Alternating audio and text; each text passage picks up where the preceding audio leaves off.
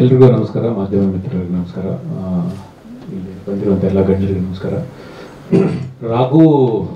ರಾಘವೇಂದ್ರ ನಾಯಕ್ ಅವರು ನನ್ನ ಜೊತೆ ವರ್ಕ್ ಮಾಡ್ತಾಯಿದ್ರು. ಜಾನ್ ಜೋನಿ ಜನಾರ್ದನ್ ಟೈಮಿಂದ ನನಗೆ ಗೊತ್ತವರು. ಅದರಲ್ಲಿ ಅವರು ಅಸೋಸಿಯೇಟ್ ಆಗಿ ಕೆಲಸ ಮಾಡಿದರು. ಅದಾದಮೇಲೆ ತುಂಬ ಗ್ಯಾಪ್ ಆದಾಗ ಯಾರೋ ಸ್ನೇಹಿತರು ಹೇಳಿದರು, ಸ್ಕ್ರಿಪ್ಟ್ ನಾಲೆಜ್ ತುಂಬ ಚೆನ್ನಾಗಿದೆ ರಾಘುಗೆ, ನೀವು ಒಂದ್ಸತಿ ಮೀಟ್ ಮಾಡಿ ಅವ್ರನ್ನ ಅಂತ ಹೇಳಿದಾಗ ಒಂದು ರೀಯೂನಿಯನ್ ಆಗಿ ರಾಘು ನನ್ನ ಹತ್ರ ಬಂದು ಜಾಯ್ನ್ ಆದರು. ನನ್ನ ಜೊತೆಗೆ ಇವಾಗ ನಾನು ನೆಕ್ಸ್ಟ್ ಒಂದು ಡೈರೆಕ್ಟ್ ಮಾಡ್ತಾ ಇದ್ದೀನಿ. ಆ ಸಿನಿಮಾಗೆ ಅವರು ಸ್ಟೋರಿ ಸ್ಕ್ರೀನ್ ಪ್ಲೇ ಬರಿತಾ ಇದ್ದಾರೆ. ಅದರದ್ದು ಮೂಲಕ ನಮ್ಮ ಈ ಒಂದು ಜರ್ನಿ ಸ್ಟಾರ್ಟ್ ಆಗಿ ಇವಾಗ ಮಾರಿಗೋಲ್ಡ್ವರೆಗೂ ಬಂದು ನಿಂತಿದೆ. ರಾಘು ಇತ್ತೀಚೆಗೆ ಕನ್ನಡ ಇಂಡಸ್ಟ್ರಿಯಲ್ಲಿ ನನ್ನ ಪ್ರಕಾರ ಸ್ಕ್ರೀನ್ ಪ್ಲೇ ರೈಟರ್ಸ್, ಕತೆ ಮಾಡ್ಕೊಳ್ಳೋರು ತುಂಬ ಜನ ಇದ್ದಾರೆ. ಆದರೆ ನಿಜವಾಗ್ಲೂ ಸ್ಕ್ರೀನ್ ಪ್ಲೇ ರೈಟರ್ಸು ಕನ್ನಡ ಇಂಡಸ್ಟ್ರಿಗೆ ತುಂಬ ಕಮ್ಮಿ ಇದ್ದಾರೆ ಇವಾಗ. ಅಂದರೆ ಅವ್ರನ್ನ ಬೆಳೆಸೋ ಕಡೆಗೆ ಹೆಚ್ಚು ನಾವು ಗಮನ ಕೊಡಲಿಲ್ವಾ, ಇಲ್ಲ ಅಂದರೆ ಪ್ರೊಡ್ಯೂಸರ್ಸ್ ಹೆಚ್ಚು ಅವರಿಗೆ ಪೇಮೆಂಟು ವಿಷಯದಲ್ಲೂ ಅವ್ರನ್ನ ಚೆನ್ನಾಗಿ ನೋಡ್ಕೊಳ್ಳಿಲ್ವಾ ಅಂತ ಗೊತ್ತಿಲ್ಲ.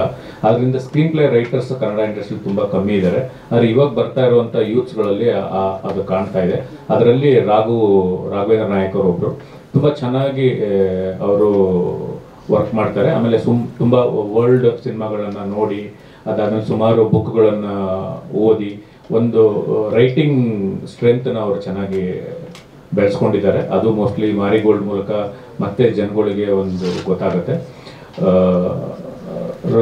ಪ್ರೊಡ್ಯೂಸರ್ಸ್ ಬಗ್ಗೆ ಹೇಳಬೇಕು ಅಂತಂದರೆ, ಒಬ್ಬ ಪ್ರೊಡ್ಯೂಸರ್ ಆಗಿ ಒಬ್ಬ ಡೈರೆಕ್ಟರ್ ಆಗಿ ಇನ್ನೊಬ್ಬ ಡೈರೆಕ್ಟ್ರಿಗೆ ಸಿನಿಮಾ ಕೊಡೋದು ತುಂಬ ಒಂದು ಚಾಲೆಂಜಿಂಗ್ ಆದಂಥ ಕೆಲಸ. ಯಾಕೆಂದರೆ ನಾನು ಜೆಂಟ್ಲ್ಮ್ಯಾನ್ ಮೂಲಕ ನಾನು ಪ್ರೊಡ್ಯೂಸ್ ಮಾಡಿ ನನ್ನ ಜೊತೆ ವರ್ಕ್ ಮಾಡಿರುವಂಥ ಜಡೇಶ್ ಜೆಂಟ್ಲ್ಮ್ಯಾನ್ ಸಿನಿಮಾನ ಡೈರೆಕ್ಟ್ ಮಾಡಿದ್ರು. ನಮಗೆ ಎಲ್ಲ ಗೊತ್ತಿರುತ್ತೆ, ಎಲ್ಲ ವಿಷಯಗಳು ಗೊತ್ತಿರುತ್ತೆ. ಸ್ಟೋರಿ, ಸ್ಕ್ರೀನ್ ಪ್ಲೇ, ನಾಳೆ ಶೂಟಿಂಗ್ ಹೋದರೆ ಹೇಗಿರುತ್ತೆ, ಏನಿರುತ್ತೆ, ಹೇಗೆಲ್ಲ ಡೈರೆಕ್ಟರ್ ತೆಗಿತಾರೆ, ನಾವೆಷ್ಟು ಅವ್ರು ತೆಗಿತಾ ಇರಬೇಕಪ್ಪ ಅಂತಂದ್ರೂ ನಾವೆಷ್ಟು ಕಂಟ್ರೋಲ್ಡ್ ಆಗಿರಬೇಕು. ಯಾಕೆಂದರೆ ಎಷ್ಟೋ ಸತಿ ನಾವೇ ಡೈರೆಕ್ಟರ್ ಆಗಿರೋದ್ರಿಂದ ಒಂದೊಂದು ಸತಿ ಅವ್ರು ಇಟ್ಟಿರೋ ಶಾರ್ಟ್ಸ್ ಇರ್ಬೋದು, ಇಲ್ಲ ಅವ್ರು ತೆಗೆದಿರೋದೇನೋ ಇರ್ಬೋದು, ಏನೋ ಇನ್ನೂ ಚೆನ್ನಾಗಿ ಮಾಡ್ಬೋದು ಅನ್ನೋ ಅಂತ ಅನಿಸ್ಬೋದು. ಆ ಥರದ್ನೆಲ್ಲ ವಿಷಯಗಳನ್ನು ಕಂಟ್ರೋಲ್ ಮಾಡಿಕೊಂಡು, ಮತ್ತು ಇನ್ನೊಂದು ಬೆನಿಫಿಟ್ ಏನಂತಂದರೆ ಡೈರೆಕ್ಟರ್ಗೆ ಅವರೇ ಡೈರೆಕ್ಟರ್ ಆಗಿರೋದ್ರಿಂದ ಇನ್ನೂ ಸ್ವಲ್ಪ ಇಂಪ್ರೂವೇಷನ್ಗೂ ಹೆಲ್ಪ್ ಆಗುತ್ತೆ. ಎರಡೂ ಇರುತ್ತೆ ಅಲ್ಲಿ. ಅದನ್ನು ರಾಘು ಅವರು ಮತ್ತು ರಘು ಸರ್ ಚೆನ್ನಾಗಿ ನಿಭಾಯಿಸಿದ್ದಾರೆ ಅಂತ ಅನಿಸ್ತಾ ಇದೆ. ನಾನು ಟ್ರೇಲರು ಕೆಲವು ಬಿಟ್ಸ್ಗಳನ್ನು ಕೆಲವುದನ್ನೆಲ್ಲ ನೋಡಿದ್ದೀನಿ.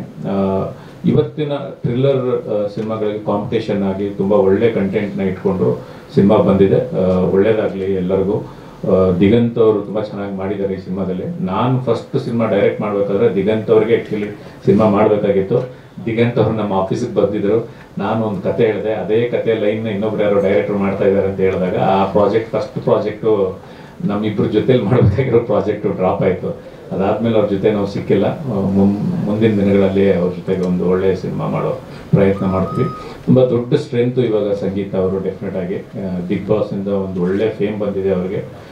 ಆ ಫೇಮ್ನ ನಿಜವಾಗ್ಲೂ ಈ ಸಿನಿಮಾ ಬಳಸ್ಕೋಬೇಕು ಅಂತ ನಾನು ನೇರವಾಗಿ ಹೇಳ್ತೀನಿ ಅವ್ರಿಗೆ. ಯಾಕೆಂದರೆ ತುಂಬ ಜನಗಳು ಅವ್ರನ್ನ ಇಷ್ಟಪಟ್ಟಿದ್ದಾರೆ ಬಿಗ್ ಬಾಸಲ್ಲಿ. ಆ ಬಿಗ್ ಬಾಸಲ್ಲಿ ತುಂಬ ಜನ ಅವ್ರನ್ನ ಇಷ್ಟಪಟ್ಟಿರೋದ್ರಿಂದ ಇವಾಗ ಫಸ್ಟ್ ಅವರು ಈ ಸಿನಿಮಾ ಬರ್ತಾ ಇದೆ. ತುಂಬ ಜನಕ್ಕೆ ಥಿಯೇಟ್ರಿಗೆ ಕರೆಸೋವಂಥದ್ದು ಡೆಫಿನೆಟ್ ಆಗಿ ಸಂಗೀತ ಅವರು ಹೆಲ್ಪ್ ಮಾಡಿ ಈ ಸಿನಿಮಾಗೆ. ಇಂಥ ಸಿನಿಮಾಗಳು ಗೆದ್ದರೆ ಮುಂಬರುವ ಒಳ್ಳೊಳ್ಳೆ ಸಿನಿಮಾಗಳಿಗೂ ಮತ್ತು ನಿಮ್ಮ ನೆಕ್ಸ್ಟು ಪ್ರಾಜೆಕ್ಟ್ಗಳಿಗೂ ತುಂಬ ಹೆಲ್ಪ್ ಆಗುತ್ತೆ ಅಂತ ನಿಜವಾಗ್ಲೂ ನಾನು ಈ ವೇದಿಕೆ ಮೂಲಕ ನಿಮಗೆ ರಿಕ್ವೆಸ್ಟ್ ಮಾಡ್ತೇನೆ. ಆ್ಯಕ್ಚುಲಿ ಸಹಾಯ ಮಾಡಿ ಆದಷ್ಟು ನಿಮ್ಮ ಬಿಗ್ ಬಾಸ್ ಫೇಮ್ನ ಈ ಸಿನಿಮಾಗೆ ಕೊಡಿ ಅಂತ ನಾನು ನಿಜವಾಗ್ಲೂ ಕೇಳ್ಕೊಳ್ತೀನಿ. ಒಂದು ಸಿನಿಮಾ ಗೆದ್ದರೆ ನಿಜವಾಗ್ಲೂ ಅದರಿಂದ ತುಂಬ ಸಾಕಷ್ಟು ಸಿನಿಮಾಗಳಾಗ್ತವೆ, ಪ್ರೊಡ್ಯೂಸರ್ ಆಗಿ, ಡೈರೆಕ್ಟರ್ ಆಗಿ, ಟೆಕ್ನಿಷಿಯನ್ಸ್ಗೆ. ಅದರಿಂದ ಇದೊಂದು ಒಳ್ಳೆ ಸಿನಿಮಾ ಆಗಿ ರೂಪುಕೊಳ್ಳಿ. ಇಲ್ಲಿರೋ ಎಲ್ಲ ಟೆಕ್ನಿಷಿಯನ್ ನನ್ನ ಜೊತೆ ಕೆಲಸ ಮಾಡಿರೋರೆ. ಚಂದ್ರು ಅವರು ನನ್ನ ಜೊತೆ ಬಟ್ಟೆಯಲ್ಲಿ ಕೆಲಸ ಮಾಡಿದ್ದಾರೆ, ರಘು ಪೆಂಟಂಗಲ್ಲಿ ಬರೆದಿದ್ದಾರೆ. ತುಂಬ ಹತ್ತಿರವಾದ ಟೀಮು. ನನ್ನ ಕೈಯಿಂದ ಏನೆಲ್ಲ ಮ್ಯಾಕ್ಸಿಮಮ್ ಸಾಧ್ಯಗಳಿದೆ ಅದನ್ನು ನಿಜವಾಗ್ಲೂ ಈ ಟೀಮಿಗೆ ಸಹಾಯ ಮಾಡ್ತೀನಿ. ಡಿಸ್ಟ್ರಿಬ್ಯೂಷನ್ ವಿಷಯಗಳು ಕೆಲವು ಮಾತುಕತೆ ನಡೀತಿದೆ, ಆದಷ್ಟು ಬೇಗ ಹೇಳ್ತೀವಿ. Thank you. ಒಳ್ಳೆಯದಾಗಿ. ನಾನು ಮತ್ತು ರಾಘವೇಂದ್ರ ನಾಯಕ್ ಸಾರು ತುಂಬ ವರ್ಷಗಳಿಂದ ಸ್ನೇಹಿತರು. ಹಂಗೆ ನಾನು ಅಸೋಸಿಯೇಟ್ ಆಗಿದ್ದಾಗ, ಅವರು ಅಸೋಸಿಯೇಟ್ ಆಗಿದ್ದಾಗ ಒಂದು ಕಡೆ ಸೇರ್ಕೊಳ್ತಿದ್ವಿ. ಹಿಂಗೆ ನಮ್ಮೂರು ತಿಂಡಿ ಹೋಟ್ಲು ಅಲ್ಲಿ ಇಲ್ಲಿ ಎಲ್ಲ ಸೇರಿಕೊಂಡು ಕತೆಗಳು ಡಿಸ್ಕಸ್ ಮಾಡ್ತಾ ಇದ್ವಿ. ಪ್ರತಿ ಸರ್ತಿ ಡಿಸ್ಕಸ್ ಮಾಡುವಾಗ ನಾವು ಏನೋ ಒಂದು ಲೈನ್ ಅಂದ್ಕೊಂಡು ಸುಮ್ಮನೆ ಆಗ್ಬಿಡ್ತಿದ್ವಿ. ಬಟ್ ಅವ್ರ ಕತೆಗಳಲ್ಲಿ ಎಲ್ಲ ಕತೆಗಳಲ್ಲೂ ಒಂದು ಡೀಟೇಲಿಂಗ್ ಇರ್ತಿತ್ತು, ಇಂಟ್ರೋಲ್ ಬ್ಲಾಕ್ ಇರ್ತಿತ್ತು, ಒಂದು ಕ್ಲೈಮ್ಯಾಕ್ಸ್ ಕೂಡ ಇರ್ತಿತ್ತು.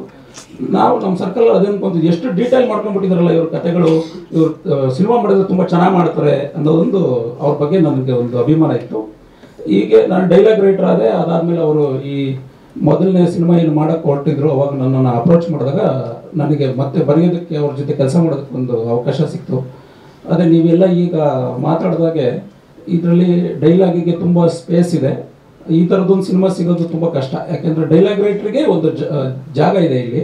ಹೀರೋ ಕ್ಯಾರೆಕ್ಟರ್ ಬಂದು ತುಂಬ ಎಂಥ ಎಮೋಷ್ನಲ್ ಪೀಕ್ ಪಾಯಿಂಟಲ್ಲಿ ಕೂಡ ಅವನು ಲಾಜಿಕ್ಸ್ ಮಾತಾಡ್ತಾನೆ, ಪ್ರಾಕ್ಟಿಕಲ್ ಆಗಿರ್ತಾನೆ, ಮತ್ತು ರಿಯಾಲಿಟಿ ಮಾತಾಡ್ತಾನೆ. ಸೊ ಹಂಗಾಗಿ ಇಲ್ಲಿ ಬಳಸಿರೋ ಎಲ್ಲ ಡೈಲಾಗ್ಸು ಮತ್ತು ಅದಕ್ಕೇನು ಮೆಟಫರು ಎಲ್ಲ ಏನಿದೆ, ಸಮಾಜದಲ್ಲಿ ಏನು ನಡೀತಾ ಇದೆ ಅದನ್ನೇ ಬಳಸಿರುವಂಥದ್ದು. ಅದಕ್ಕೋಸ್ಕರ ಈಗೂ ಕೂಡ ಅದು ರಿಲೆವೆನ್ಸ್ ಇದೆ ಅಂತ ನಿಮ್ಮ ಮಾತುಗಳಿಂದ ನನಗೆ ವ್ಯಕ್ತವಾಗಿದ್ದು. ಸೊ ಆ ಪ್ರಯತ್ನ ನಾನು ಮಾಡಿದ್ದೀನಿ. ಯಾವುದನ್ನು ಒಂದು ಎಲ್ಲಿಂದನೋ ತಂದು ಉದಾಹರಣೆಯನ್ನು ಬಳಸಿದ್ದಲ್ಲ, ಇಲ್ಲೇನು ಸೊಸೈಟಿಲಿ ಏನು ನಡೀತಾ ಇದೆ ಆ ಫ್ಯಾಕ್ಟ್ಸ್ನ ಇಟ್ಕೊಂಡು ಡೈಲಾಗ್ ಕಾಯಿನ್ ಮಾಡಿರುವಂಥದ್ದು. ನಿಜವಾಗ್ಲೂ ನನಗೆ ಈ ತಂಡದ ಜೊತೆ ಕೆಲಸ ಮಾಡಿದ್ದಕ್ಕೆ ತುಂಬ ಖುಷಿ ಇದೆ. ಅವಕಾಶ ಕೊಟ್ಟಂಥ ನಿರ್ಮಾಪಕರಿಗೆ, ನಿರ್ದೇಶಕರಿಗೆ ಎಲ್ರಿಗೂ